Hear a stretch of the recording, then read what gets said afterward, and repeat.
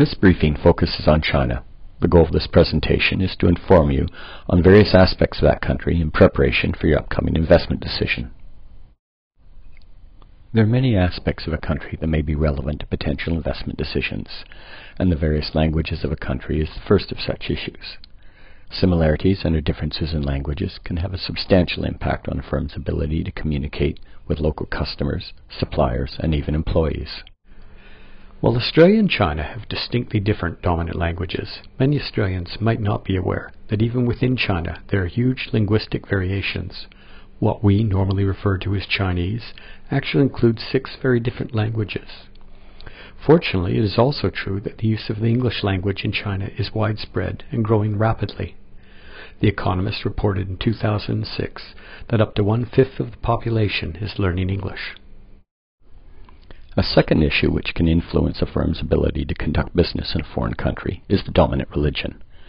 Religion has a potentially powerful impact on people's value systems and can influence how they behave and interact with one another. In terms of religious affiliations and attitudes, Australia and China are quite distinct.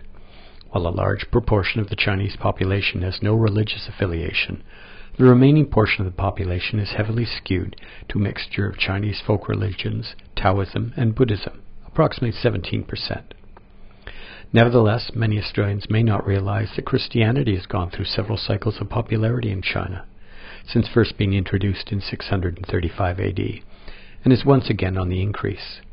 Independent estimates of the number of practicing Christians in China range from 40 million to 54 million people.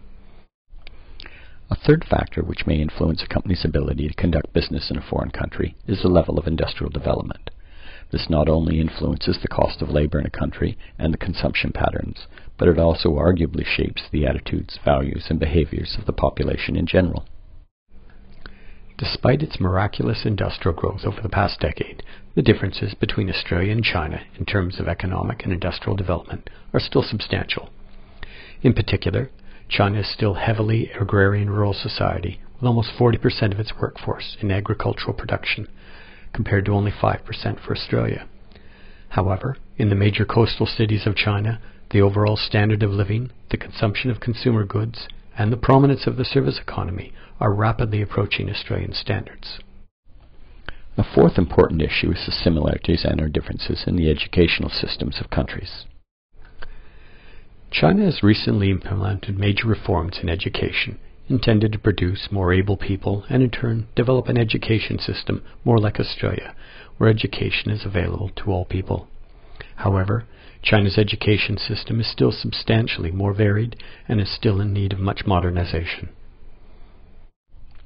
A fifth critical issue with respect to doing business in another country is similarities and/or differences in the legal and political systems. In contrast to Australia, China is only nominally a democratic government.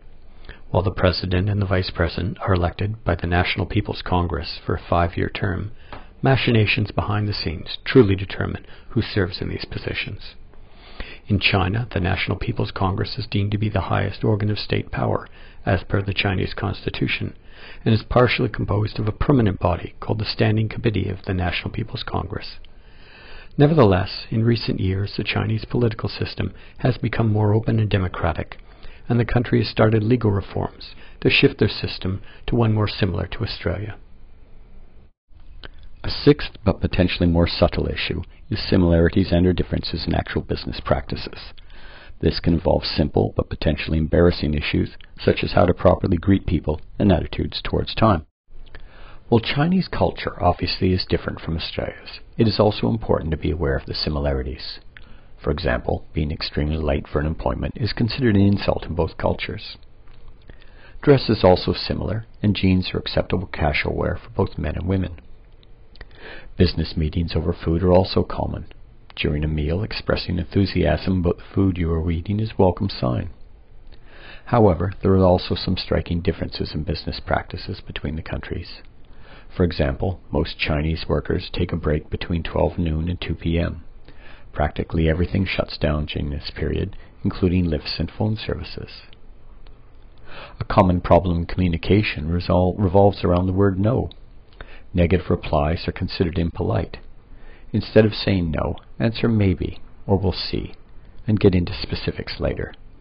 The Chinese will also tend to be more driven by emotions and figures during negotiations and business decisions. The seventh and final issue is the broader set of cultural values which are commonly shared by a large portion of a country's population. Countries can vary in terms of the emphasis placed on individuality versus conformity, the attitudes towards uncertainty and ambiguity, the attitudes towards authority and social inequities, and not the least, attitudes towards how gender roles are allocated in society.